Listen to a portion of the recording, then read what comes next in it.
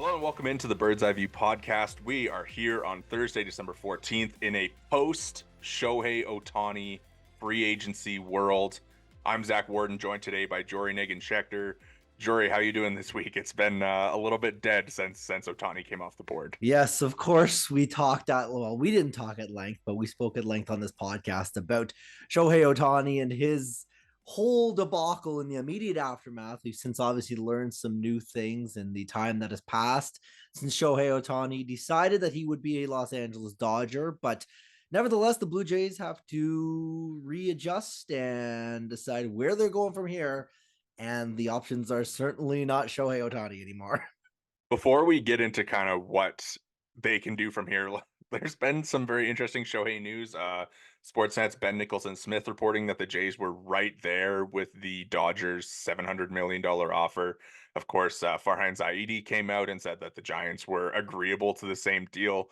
So it seems like probably everybody had a 10-year, $700 million deal with $680 million deferred offered to Shohei, and it was kind of his decision as to what team he wanted to go to. You have kind of any thoughts about the deferrals, the Jays being willing to offer him $700 million, or at least in that ballpark? You know, like at this point, it's all kind of lip service, right? In theory, they put down that $700 million. In theory, they put down that $600 million in deferrals. From the Blue Jays perspective, what's done is done. And it's kind of like there's nothing more to do. It's, I guess, encouraging. It's also so unique in terms of who Ohtani is. We just saw him break the record, according to Fanatics, for jerseys sold. So I suppose you're happy with the Blue Jays putting up the money, but I don't really see this as a change in philosophy or anything necessarily. The deferrals themselves, I think, are crazy. Like, this is a baseball altering thing that's gonna cause lockouts potentially, if we're being honest here. That is an absurd amount of money to defer. And then the clause in the contracts as well, that if Friedman leaves or if the Dodgers change hands in ownership, that contract is crazy. Yeah, I think it's interesting. Like, a lot of baseball media has pushed back on the notion that the deferrals are going to become more of a constant thing.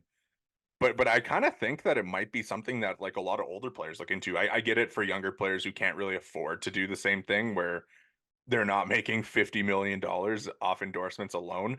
But can't you see like JD Martinez, and he's, wants to go somewhere and he wants to win.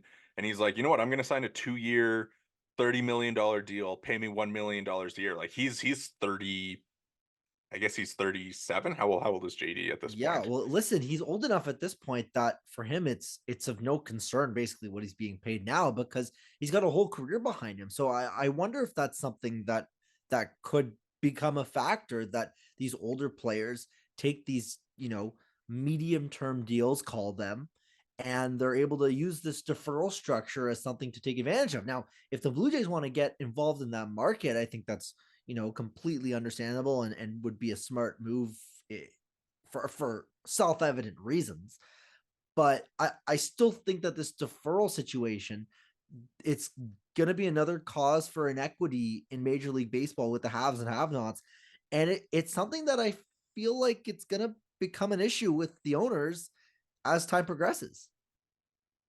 Yeah, I think it makes sense that obviously like Shohei's contract was going to be a one of one deal that we're never going to see anything like again, realistically. But as far as it goes, like I do think that there could be a cascading effect with this, as far as certain players seeing that and deciding that winning is the most important thing to them. So they're gonna try and circumvent the CBT and put some money towards some teammates while still making that same dollar amount eventually. So it'll be interesting to see. Like, again, like I don't think that we're gonna see like Yoshinobu Yamamoto be like, yeah, I'm gonna defer $290 million of my $300 million contract just so I can go join the Dodgers. But I do think it might be something that some older players certainly look into. Yeah, and Yamamoto, and we'll get into him and the implications of his free agency, but that's another guy that now it opens the door for the Dodgers to build this super team. And we hear about Ohtani already pitching Yamamoto. So it's really compelling that immediately we're seeing those cascading effects. We're seeing the implications that deferring so much money has on Major League Baseball. It feels like we might be headed towards an era of super teams. And maybe you look at it and you're kind of like, well, the NBA did that and they had lots of success with it. Or maybe you're like, well, we just saw an F1 Max Verstappen win every single race and no one gave a crap. So there's two paths here. I don't know if this is the best thing for baseball, but it's certainly the best thing for the super teams and the very wealthy ones at that. Good for the game, right? It's all good for the game. That's what they've been saying. I don't know if that's true. Let's dive into the Yamamoto thing a little bit because I think it's super interesting. Obviously, the Jays have been linked there. I'm curious if the Ross Atkins photo from the airport was him heading to LA to meet Getting his with shoe Yamamoto shined there. and Yeah, getting all he's spiffy. um I'm interested to see where he does land because if he lands with the Yankees, I think that's pretty worst case scenario for at least the Blue Jays because the Yankees have some holes right now and grabbing a guy like that would certainly fill a lot of them and make them I don't know if it makes them the favorite to win the AL East, but it certainly puts them back in a playoff position in my mind. Well, let me ask you this: if Yamamoto says, you know what, they just got Soto, and the Yankees are building the program, they saved their number 18 just for me this year. Is that lights out for the Blue Jays? I mean, I'm gonna say no because again, like they have such a good rotation, they have such a good bullpen, and at this point, I mean, all along it's all about the bounce backs, and I feel like we can't say it enough just how much that this year is going to depend on Vladimir Guerrero Jr., George Springer, Dalton Varsho, um, Alejandro Kirk, all these guys bouncing back and being the Silver Sluggers, the All Stars, the MVP candidates that we've seen in the past. And if they don't, then it might be a year where the Jays have a tough time making the playoffs because if you look at it, the Orioles are only going to get better.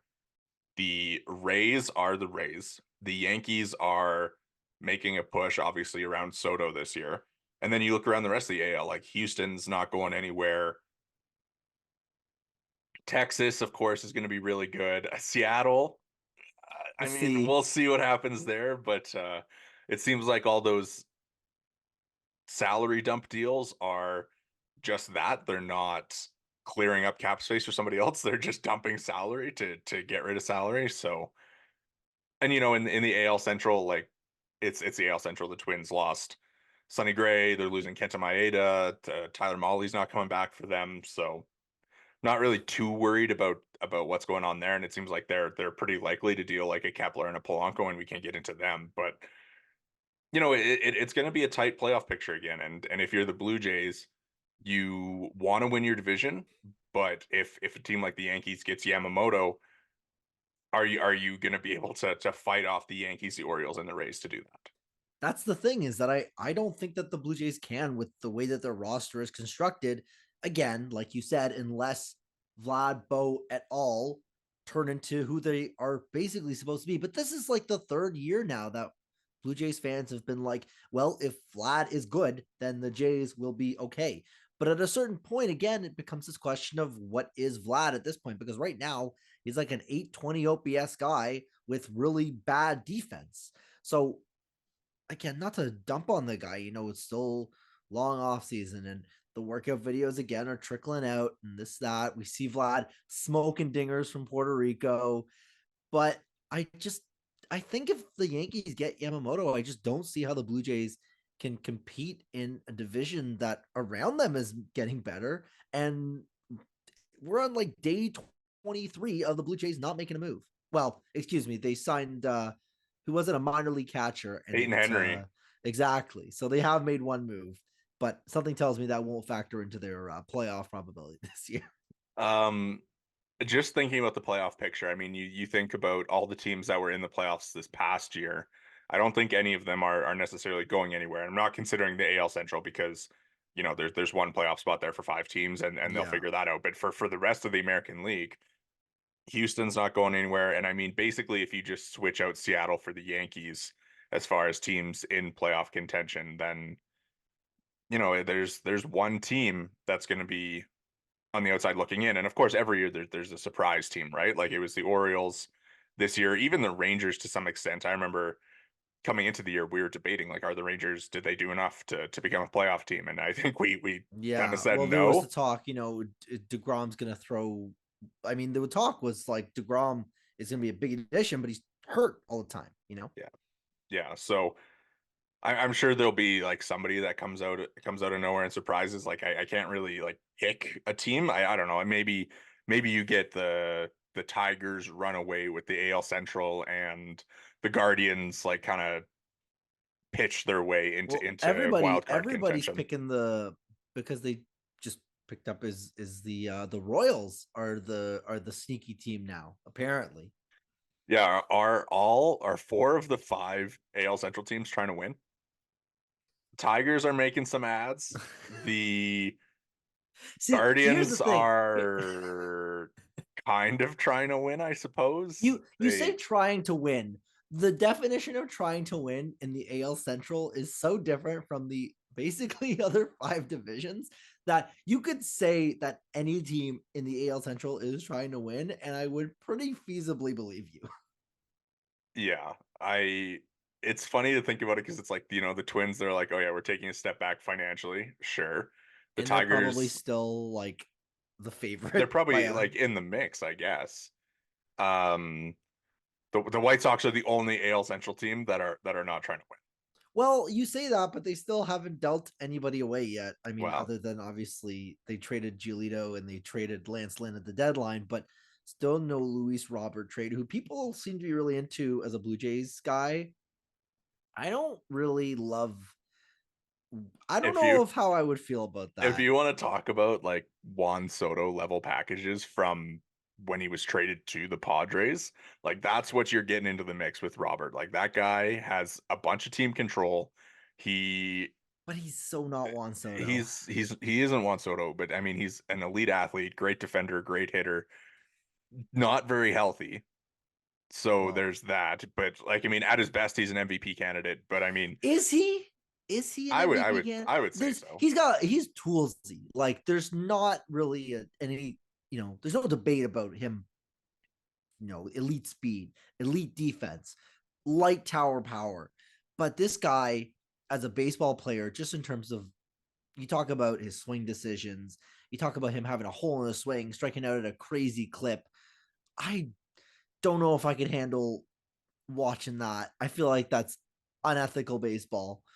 And it would be just it seems like to me he's not there's no way he can be the crowning piece of an offseason, but you come into that following spring and you're kind of like, okay, well, we'll see if this is enough to actually make the team measurably way better, or if this is just another, you know, Dalton Varsho but better type ad. Because that's what I would be fearful of.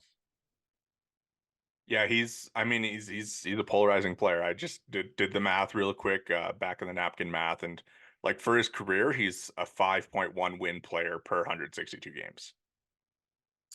How many times has he played 150 games? Well, never. Yeah. How many times has he played 140 games? Last year was the only year. I just and obviously there's the 2020 season, which is a factor, right? How many games did he play that year? 56.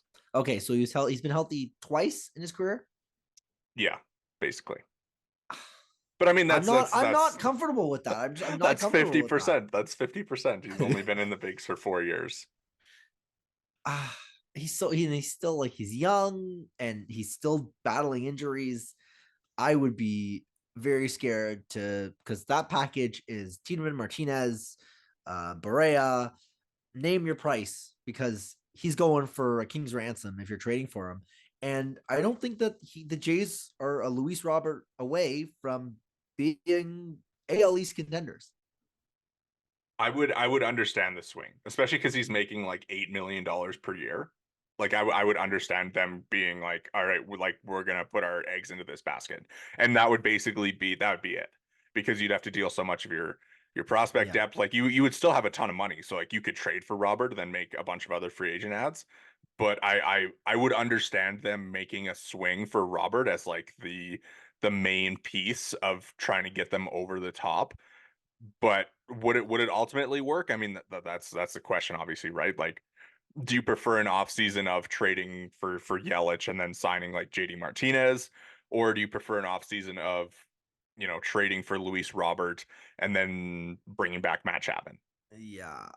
Or Cody Bellinger is another option who I also just the options are so unappealing right now. It's not no one really fits the Blue Jays timetable here. There's obviously there's no Juan Soto, obviously there's no Shohei Ohtani, but there were a Juan Soto and a Shohei Ohtani, and to miss out on both of them, I mean, we talked about this at length last episode, is a huge blow to the Blue Jays because their window is 2 years now. There's no player available, in my opinion, that extends the window.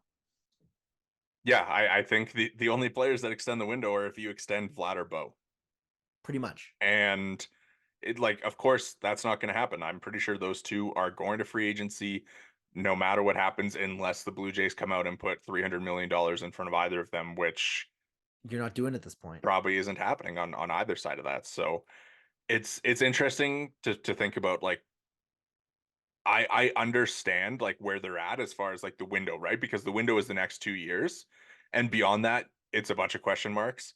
And even right now, it's a bunch of question marks, right? So basically, to me, obviously, like the Shohei thing is like it changes your window or whatever. But the way that they have to operate is like almost you can't care about what's after the next 2 years. Like you have Yeah. to put everything into these next 2 years and then see where stuff plays out.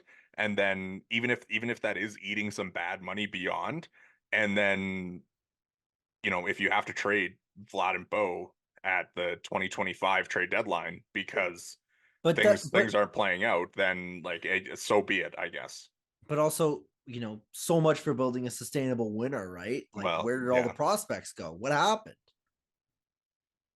Yeah, I mean, I guess that's a good point, right? Like it's kind of tough to because you think about it and like they talk a lot about like building a sustainable winner, right? And that kind of seemed to be like the overarching goal of this window was taking this window and turning it into like a Dodgers-esque window, Yeah. which isn't necessarily I don't know if that's going to be the case. It's hard to say, right? Like you can't I'm not going to sit here and say that I know what's going to happen in 2026, 2027, Yeah. but it's tough to look at the overall organization right now and say that there is a I think there's like the ability to be a Dodgers type organization, but it's just like maybe a little too far out as to where there needs to be a lot of work within the system to get like that steady feed of guys that come in and are above average contributors.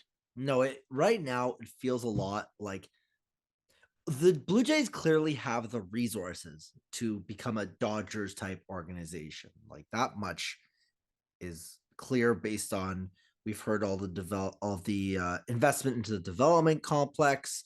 Obviously, we've seen them be players in major free agents in the way that the Dodgers have been.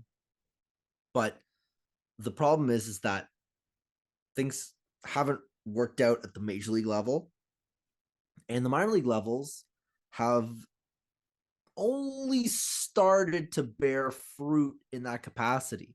But you look at like the Dodgers system right now, they just signed Shohei Ohtani. They're about to trade for Tyler Glasnow and potentially Randy Arozarena. And they're also still in the mix for Yamamoto. This is not a team that's short on assets to go out and get great players. The Blue Jays don't have the farm system to do what the Dodgers are doing, and they might have the money, but there was also all of this talk about, there was the Ohtani budget and there was the non-Ohtani budget, so they don't have the Dodgers type of money. There's clearly a bit of a disconnect here in terms of just a lack of resources that have been allocated to them being a good team. So let me ask you about the farm system because it's interesting to think about like, it's the Dodgers where it's like they just bring in guys and they contribute, right? So for the Jays last year, it feels like that way a little bit with, Schneider, Clement, Horwitz coming up and performing fairly well. But the thing with like those three, right, is like Davis Schneider was like a 28th round pick. Spencer Horwitz, a very late round pick. Like these guys are drafted in rounds that don't exist anymore. Ernie Clement isn't a Blue Jays draft pick, right? So do you give them credit for these unheralded guys like stepping in and performing well, or do you think that's just more of the credit probably more belongs to the individual guys than it is the Jays system? Well, again, this is like both, right? I think in the Schneider case, I think in the Horwitz case, obviously there's an element where the Blue Jays development plays a big part. Probably less so with Clement. He's also 27, maybe 28. He's not the same age as these other guys that are younger and that have really worked their way through the system. But none of these guys are Dodger level prospects because that's the gold standard, really, is we keep talking about the Dodgers. They're the team that everyone is trying to emulate. I know they haven't, necessarily won the World Series, but in terms of building a sustainable winner, it's hard to replicate what the Dodgers have done because they've done such an exceptional job with it. But the guys that the Blue Jays have brought up have been Schneider's upside, realistically, is a middle to bottom of the order second baseman. Spencer Horwitz is maybe a bench bat, maybe a fringy first baseman. Ernie Clement is a backup infielder, probably gets 120 ABs a year shortstop. Probably if everything is like perfect for him, right? And then you look at say the Dodgers, their prospect system probably runs like 15 dudes deep. And even outside of that, they're signing dudes out of Korea for $1 million that were going to go to high school and they pluck them. The name escapes me, but as a starting pitcher, kid's about 18 and he's a really exciting prospect for them. And there's all sorts of other dudes in their farm where they're just kind of have guys coming out of their guys, coming out of their guys. And again, there probably isn't another team that's like them, at least not to that extent. There are teams with exceptional prospect systems. You talk about like the Orioles, but like the Blue Jays should be striving to get to that point. And it feels like there's such a gap in the talent in the Blue Jay system. It feels like guys are regressing in the Blue Jay system right now more than they are progressing. And then on top of that, again, on your major league roster, you're not getting production from guys that you expect to get production from. I will say just to go back to like Clement, I give the Jays a lot of credit because they did bring him in like with the he I remember he said that he signed with the Jays because they pitched him like they had an idea for what could like fix his swing, right? So they bring him in, change his approach a little bit, and he turns it to be like a valuable player who helped them win baseball games in 2023. So I'll give them credit for that. I think the Schneider Horwitz thing, like obviously that's a lot of player development there. And of course, Casey Close, the Bison's hitting coach, he got a lot of praise down the stretch there. So, I think just going back to the question that I asked, like I think like you said, it is both. So very it's interesting to kind of look at these things, especially when they've traded away so many of their first round picks, right? Like a lot of them Yeah. aren't in the organization anymore. But So the it's thing is that those first round picks haven't even really yeah, they developed, haven't right? panned So out. is that a poor, is Is that a yeah. poor eye for talent? Then what's going on here as well? Yeah, I mean, is that like you're giving credit to the obviously, great work by the front office to like trade these guys To while ship they them still out. have value as they obviously know like, hey, these guys aren't working out. But then is that also something a point against your player development system where you're drafting these guys and you're bringing Yeah. them in and then you're like, oh, they're not necessarily panning out as well as we had hoped. But so there's so much that goes into it that it's so tough to even like have the conversation. Yeah. Yeah, well, I mean, let's move on to like what can happen here. I think we took a pretty hard right at like Dodgers prospect development, but Yeah, I mean there's a lot of pathways. I think we said this all along, right? Like there's pathways to a good offseason in the post Shohei world.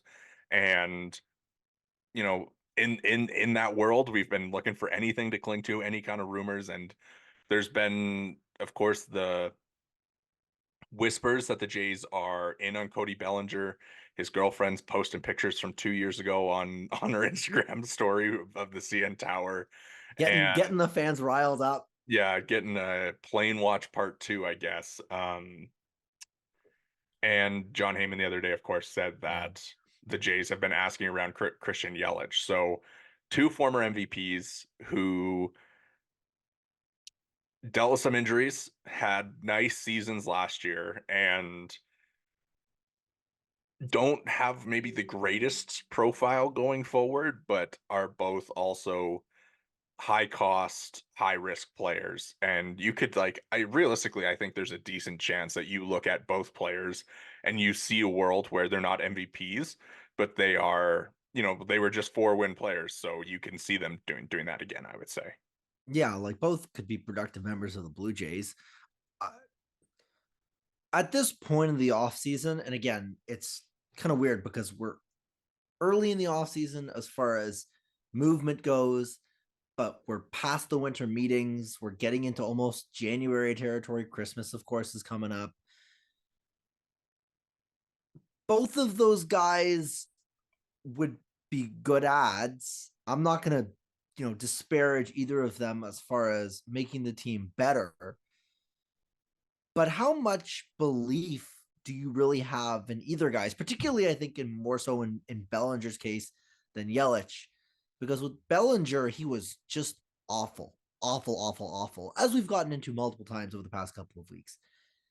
And he's now come back and been a contributor. And now the Blue Jays are right there with the Cubs, expected to be right in the mix, versus Yelich, who was awful, awful, awful, but not quite as awful, awful, awful, and has come back and has been better.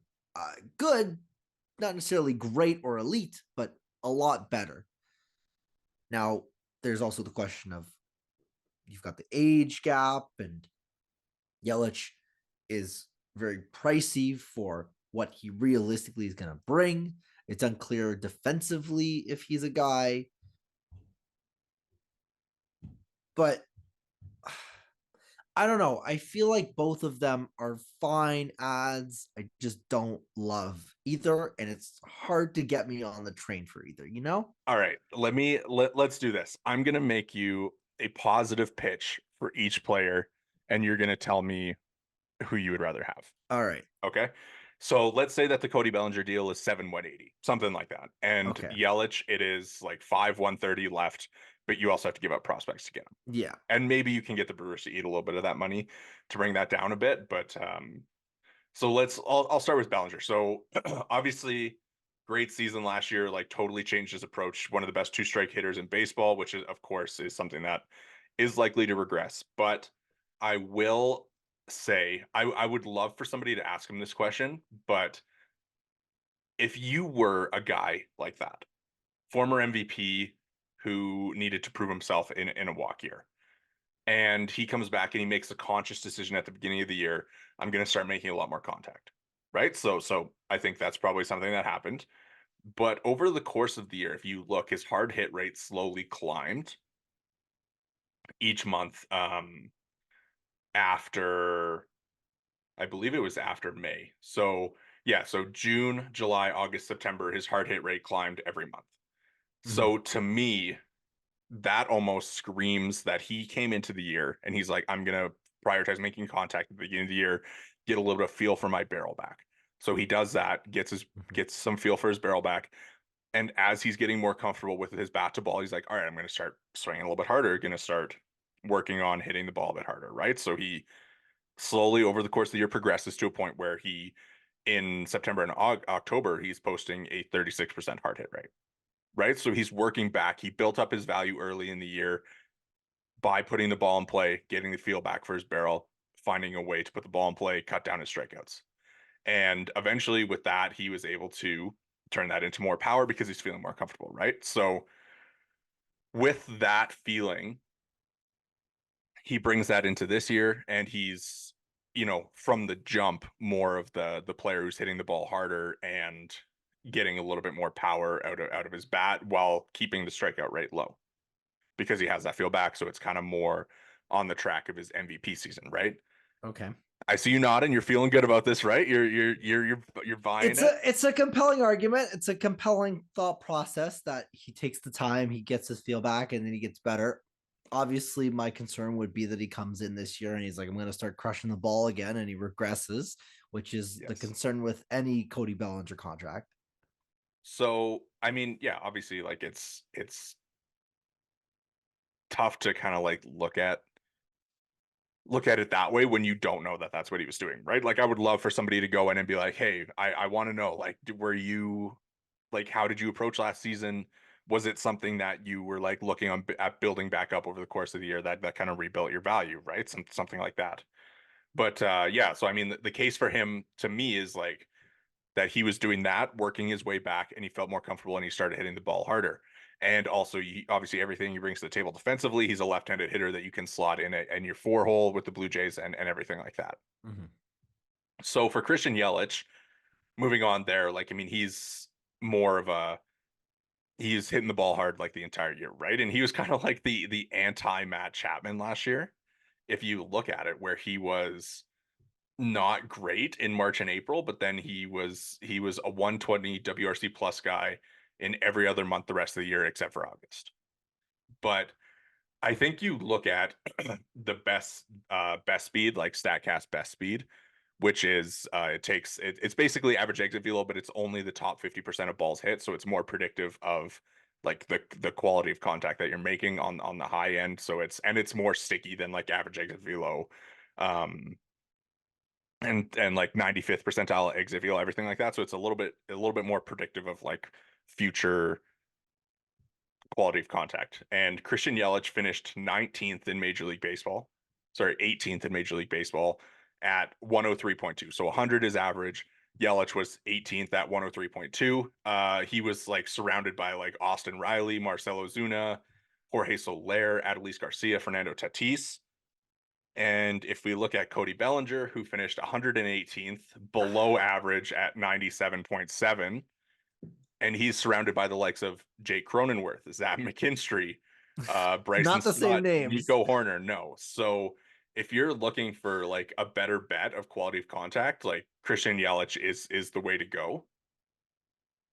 And I think it's pretty interesting to see like kind of the differences there, right? So for Yelich, it's 5 130 plus prospects.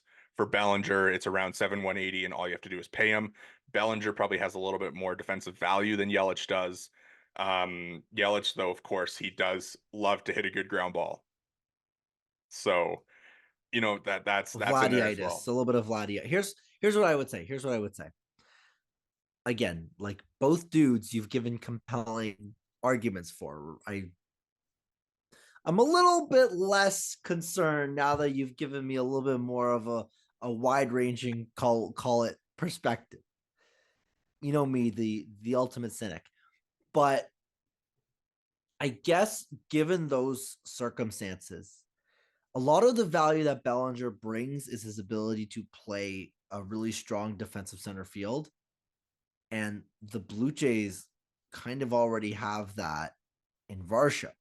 So maybe in that case, if you're leaning in to go in and get a slugger and you're leaning in to go and get a guy that crushes the ball, then to me it seems like Yelich has got to be your guy.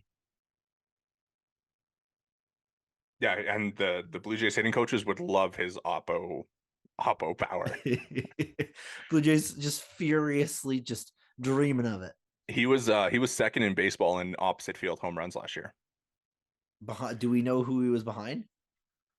I can pull it up real quick, but also he was also second in Major League Baseball in ground ball rate. Oh man, I would not have fun watching that. That would be some unenjoyable baseball to watch. But I mean, listen, I don't know, I don't have the numbers in front of me.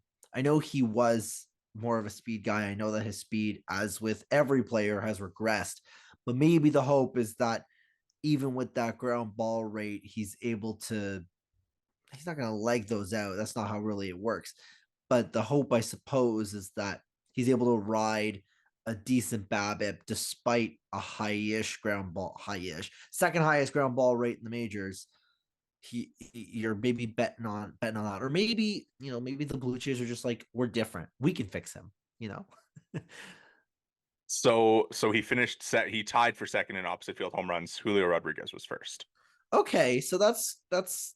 I mean, you want to talk about guys that you want to be in the same ballpark as. J Rod's not a bad I'm choice.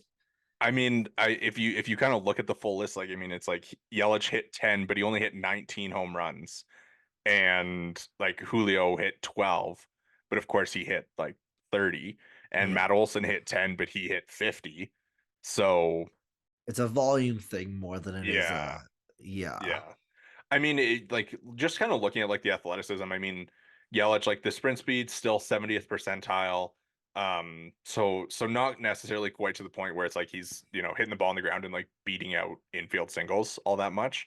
mm-hmm. But for a guy who hits the ball hard, like I could see there being a world where maybe he kind of adjusts and hits the ball in the air more. I mean, like, we had Joey Peterson on the pod back when the Brewers came to Toronto.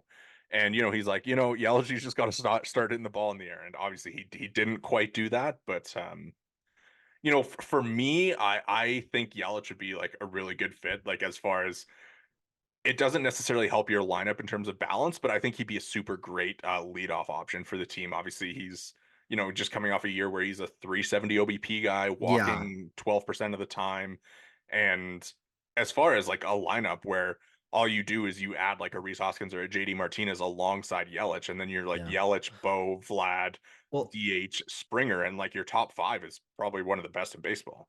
yeah. Well, I mean, there's a lot of that talk about, oh, wouldn't it be fun to add Joey Votto? Christian Yelich is probably the closest approximation to an older, advanced age Joey Votto, shall we call it, that you're gonna find on the market at this point. Obviously, he's not prior Joey Votto. He's not winning you MVPs anymore. But if that's the kind of player that Blue Jays fans are maybe dreaming on adding, Yelich is not the worst approximation. Yeah, I mean, I think when you look at the offseason, like, of course, we come in and we're like, they need to add power, right? And Yelich, if he's your big ad, like, that's not a power ad.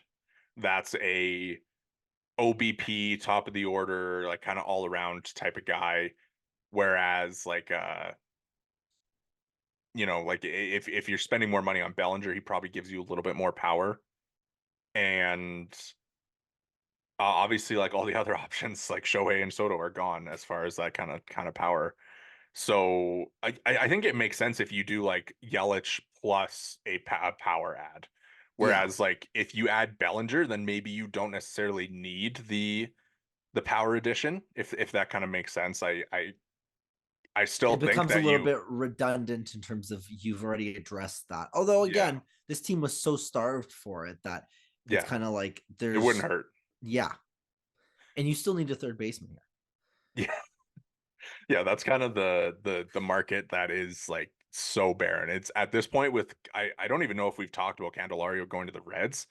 I was pretty anti Candelario the whole time, but I mean, like looking at it now, it's like it's Matt Chapman, or you're looking at options, and I'm like, like is Gio Urshela really better than Addison Barger? Maybe, probably not. Like it's it's probably like it's pretty close. dire. So I mean, like if But I don't you want to. If I'm signing Matt Chapman, I'm not shelling out years, and he's going to ask for a lot of years. That's the to me. I can justify Matt Chapman for 2, 3, 4 years. Anything beyond that, it's just nonsensical to me. do you I mean at this point where do you think Chapman goes? Like do you think that he goes to whoever doesn't get Bellinger out of the Jays and the Cubs? I guess. Is there really any other suitors at this I mean, point? how much money the Giants got after bringing in Jung Hoo Lee? Like that's another name. That's another name the Blue Jays could have been in on, and we heard they were in on. Although he's not again. KBO is not at the same level as NPB, which is not at the same level as Major League Baseball. You know, lower your expectations. But just again, another guy that the Blue Jays swung and missed on, so to speak.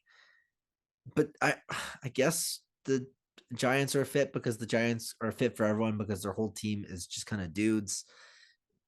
The Yankees at this point, are they still in? I don't think they're still in on a third baseman, right? No, they've addressed that. Yeah, they said LeMahieu's their opening day third baseman. So like I don't even have an answer for you in terms of I guess where else he fits because it's kind of like third base is it's simultaneously so barren and also every team has their guy. There's also a lot of I feel like kind of pipeline guys that are pushing up because in some respects you're using shortstops and second baseman at third base. Yeah, it's so funny to think about because like if this Blue Jays team was like in 2020, 2019-ish, right? Like where it's like they're still kind of on the come up. I think you're sitting there and you're like, yeah, like we're fine giving Barger, giving Arelvis, giving like even Kevin Biggio, like giving these guys a chance to run Yeah. with the position a little bit, right? But now where it's like you're firmly in this window where you need to Mhm. win, it's almost like you need to trade for a win now piece or bring back Matt Chapman. But Like the there's other almost no in problem, between. the other problem is that let's say that they go into the year and they bring in Barger and he's good. He's not great. Say he's a 710 OPS, 95 OPS plus, 95 WRC plus guy. And let's say the Blue Jays are in the mix and they've signed Cody Bellinger and they're and on an 88 win pace, just as they've been in the last couple of years. And a clear hole to address is third base. Alex Bregman?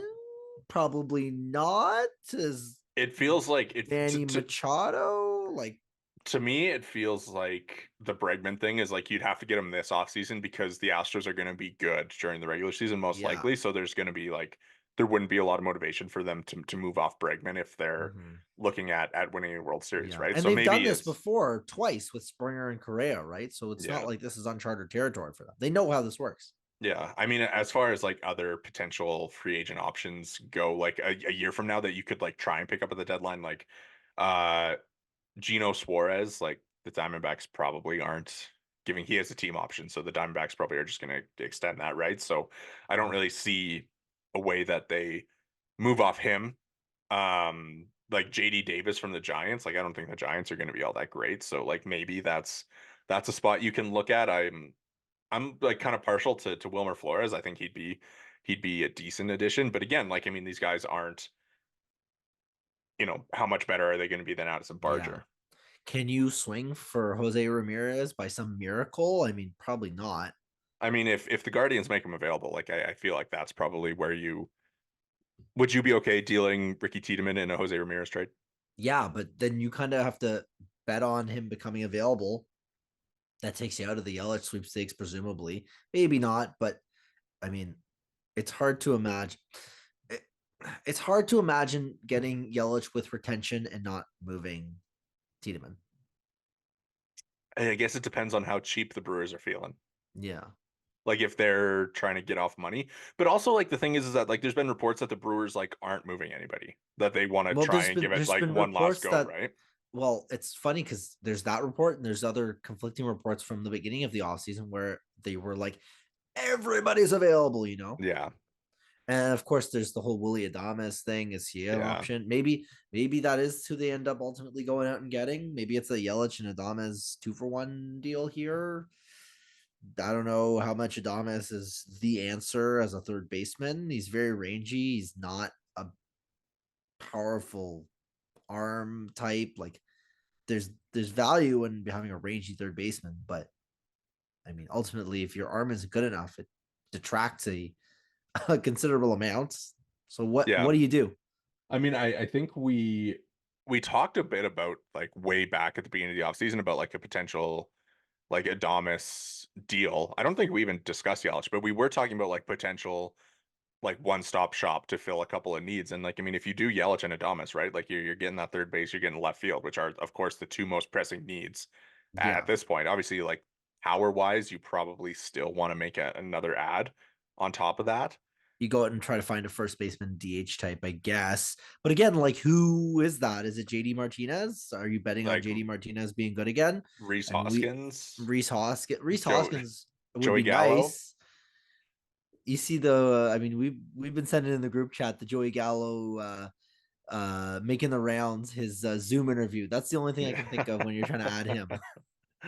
Yeah, he's very interesting, and like it's funny because like obviously pre-Yankees Joey Gallo is a little different than Yeah. today's Joey Gallo, but Mhm. like again, I probably wouldn't like if you bring in Yelich and you bring in Adames, I wouldn't hate bringing in Joey Gallo because that, you can kind of do whatever you like.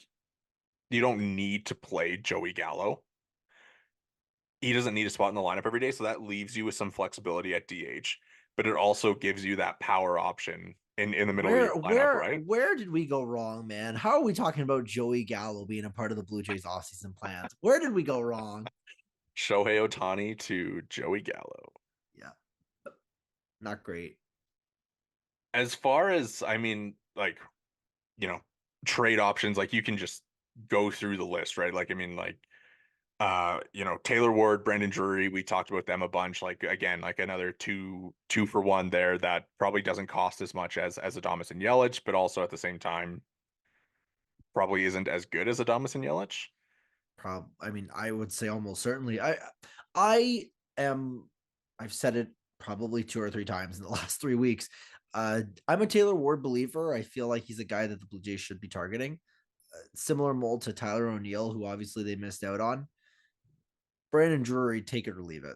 We've seen what he Yeah. can be. He's a different baseball player now than he was with the Blue Jays the first go around, but I also wasn't that fond of him that time. Yeah. So I mean, yeah, like Brent Rooker, like would be super cool ad, like a ton of power there. Mike Trout, don't think that's happening if even if he well, if he were available, I guess I could see it. But also that's a dude that like very similarly to Luis Robert, he has not been on a baseball field all that much the past few years. yeah, it's Mike Trout, but it's also Mike Trout. You're Yeah. paying through the nose. You're not getting 100 games out of him, possibly. And apparently he's not going anywhere. So Yeah. I mean the Twins thing, like the Polanco and Kepler is super intriguing because I think it lines up really well with where they need pitching and the Jays have pitching. And if you acquire Kepler or Polanco or both, it doesn't cost all that much. So if you deal like a Yusei Kikuchi plus for Kepler, Polanco, you stick Polanco at second base, you move Cavan to third, and then you have money left to make that rotation ad in that scenario. again, it's kind of like you're you're picking at secondhand pieces here, it feels like. And the Blue Jays are still in pretty desperate need of somebody that moves the needle. And I just, they've got to find somebody. I mean, let me read you the steamer projection for Kepler for next year in our weekly everybody loves when I read off stats segment. Yeah. Yeah, so his steamer projections for next year: Kepler 250 average, 333 OBP, 446 slug, 116 WRC plus, 22 home runs, 10.3 walk rate, 19.8% K This rate. this sounds like a guy that I'd love to watch. It sounds like a guy that doesn't swing and miss that much, that has some pop in his game, that has a decent approach, walks at a decent clip. Sounds like an enjoyable baseball player to watch. I, I just don't know if you can sell me on Max Kepler. Oh, well, I mean, like as far as like the batted ball stuff goes too, like he hits the ball hard. Like, I mean, he had a 362 xWOBA this year. His like average exit velo was 91.9. Defensively, he was 4 OAA. Like, you could slide him into right field and slide Springer to left, I would say. Um, I think ideally, as far as like a guy that you can fit in and like you could probably sell him on being like a 4 hitter. I think that's possible. Like it's again, like as a This four sounds a hitter, lot you're like we're betting on Dalton Varsho again, you know? Obviously the profile is different. One guy crushes the ball, and one of his major selling points was that he succeeded despite crushing the ball, or despite not crushing the ball. So Again, it feels like you're selling me on another dude that isn't a dude. Let me just pull up his best speed here because again, I'm in love with best speed now. But so he was 65th in Major League Baseball, 102.1, so above average, around the likes of Bobby Witt Jr., Randy Rosarena, Ryan Noda, Ryan That's another McMahon. guy. I recognize the intra-division thing, and I know that there's a deal about halfway done. But Randy Rosarena, is he a guy that the Blue Jays could swing for? Do you think the Rays would deal him there? Here, Toronto. There's Probably there's a not. there's a 2-for-1, Randy and Isak Paredes. I mean, that fills your two holes. Be a very exciting pair to grab. I don't know how the Blue Jays would do that. And I also feel like trading with the Rays is just asking for trouble. It's like that old I think it's Craig Goldstein. I love this trade for the Rays. Who'd they trade and who'd they get? Yeah, exactly. It'd be so. Can you imagine like the Rays deal you Isak Paredes and Randy Rosarena, and you give up like Zach Pop? Just how It's so terrified would you over. be of Zach It's Pop in the so future? over. It's so over. No, I think that's possible. Like that would also be a couple fun ads. I don't Mm-hmm. know if there's a more fun player in baseball than Randy Rosarena. Yeah. But again, it's just that interdivision thing, and it Yeah, becomes more of a concern. The Jays have options. I think that's what if we've learned one thing from our little storytime corner here, there's options. There's just not a lot of options that make you go, this is the guy, this offseason, you are the guy we want, you know? yeah. It's funny because like I mean when you consume like baseball content on Twitter and podcasts and everything, like it feels like everybody has the same group of names, right? Like it feels like we're all kind of talking about the same players, the same areas, the same trades, everything like that, right? So, I do wonder like who are kind of some of the under the radar guys that we like as a collective baseball world aren't considering that the Blue Jays could go after or would be in their range of options.